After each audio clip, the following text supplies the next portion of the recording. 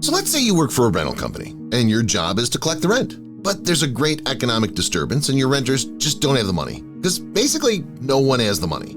They come to you as a group and say, "We're hurting. Can you reduce all our rents by 25% until the economy gets better?" You go to your boss, he laughs at you, and you go back to the people and you say, "No can do." In return, they vow to make your life hell. Congratulations, you're 19th century land agent and British Army Captain Charles Boycott, and now your name is synonymous with people being pissed off at you.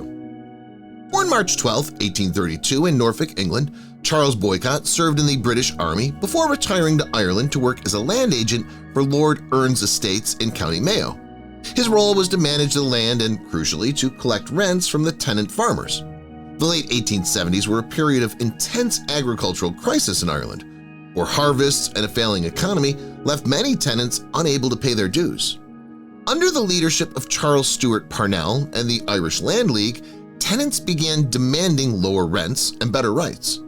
In 1880, as part of this land war, the League requested a 25% reduction in rent. Boycott, acting on behalf of Lord Erne, refused and attempted to evict those who could not pay.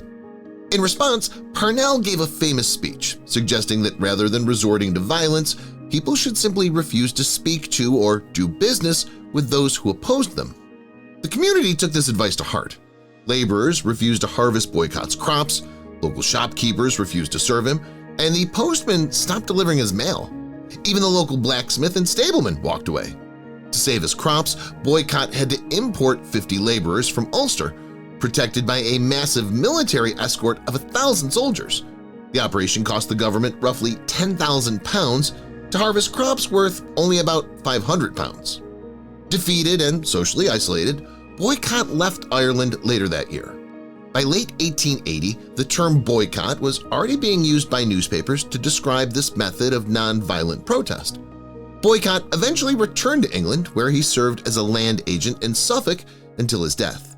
While he sought to remain a private figure, his name had already transitioned from a surname to a permanent fixture of political and social activism worldwide. Charles Boycott died June 19, 1897, at his home in Flixton, England, age 65.